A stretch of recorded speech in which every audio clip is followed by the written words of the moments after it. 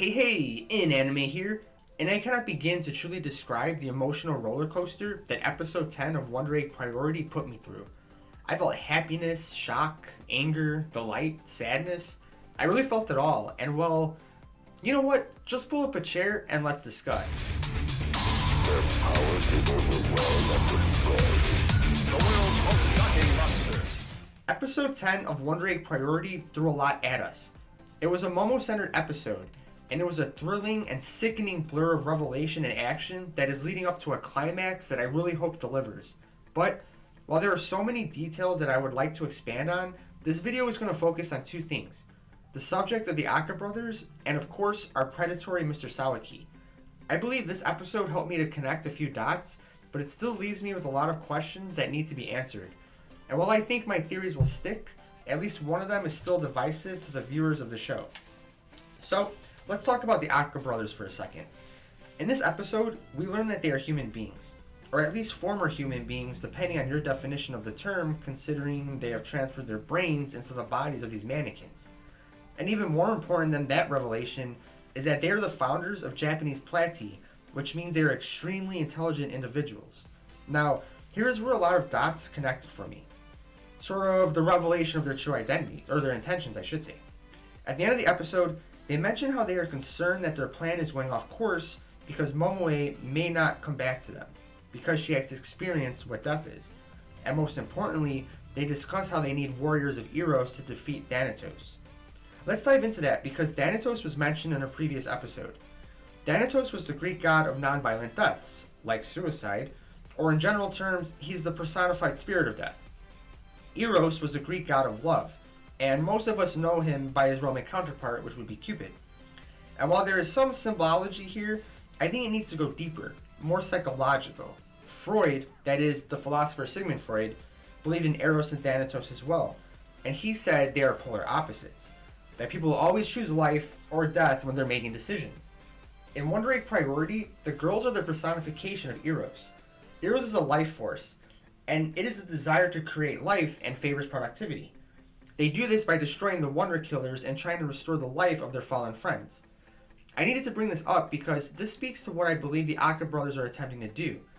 After we learned that they were doing research on death in the episode that focused on Neru, I've come to the conclusion that they show the classic signs of chasing the elusive immortality. It makes sense. They're already fighting against the laws of nature by inserting their brains into mannequins that theoretically will last longer than a human body, and in a symbolic way, if Eros, the girls, can defeat Thanatos, death, then they may be the key to discovering a path to immortality. But as we witnessed, death isn't going to go down quietly, and it has soldiers like the Butterfly Reaper and whoever Frill is that she had mentioned. This is clearly depicted when the Butterfly Reaper attempts to kill Momoe for, bringing back to life her friend. She was going to kill Momoe, but instead she kills Panic, unfortunately, because there's always got to be that, you give a life, you take a life sort of thing. And to be honest, I think the Acca brothers actually knew something like this would happen, and that's why they gave each of the girls their partners. That way, the creatures would be sacrificed rather than the girls. Now, let's change gears here, and we're going to start talking about Mr. Sawaki, because I think that's actually more important. So, let's go to the art exhibition scene. Ai has decided that she's going to go to the exhibit and dresses up and looks very pretty. Before she leaves, her mother tells her to call her every 30 minutes to check in.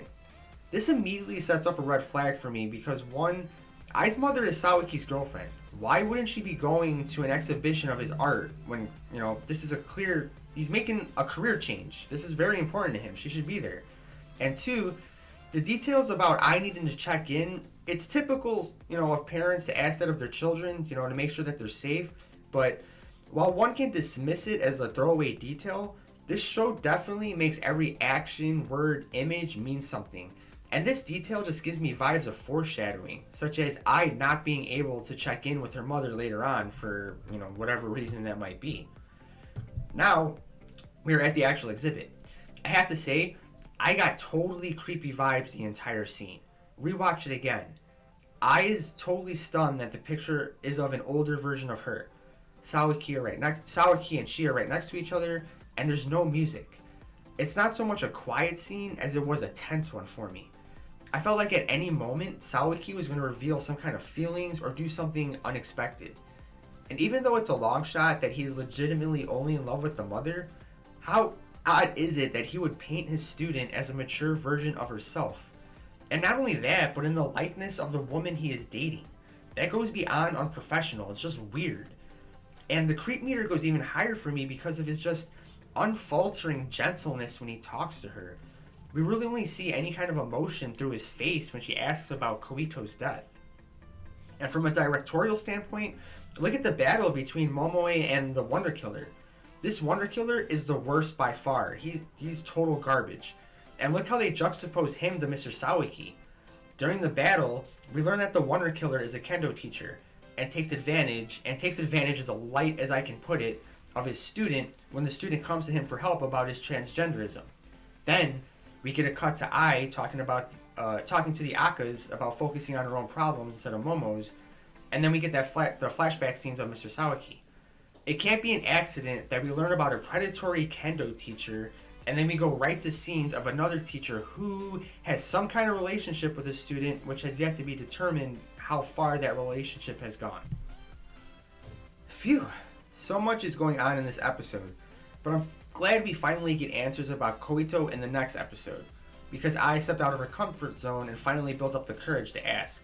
Which is a bit scary because that might be the key to completing her Wonder Egg game, finding that inner courage that she once lacked to ask about her dead friend.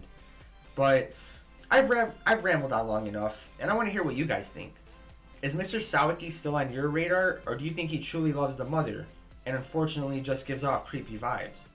What about the Akkas? What do you think their master plan is? Do you think that they actually are more devious than just being scientists who want to achieve immortality? Because I mean, if you want to take on death, that's a pretty tall order. But if you liked the video, please like it and subscribe. I really appreciate it. And I'll see you guys in the comments. I'm an anime, and I'm out. Anime.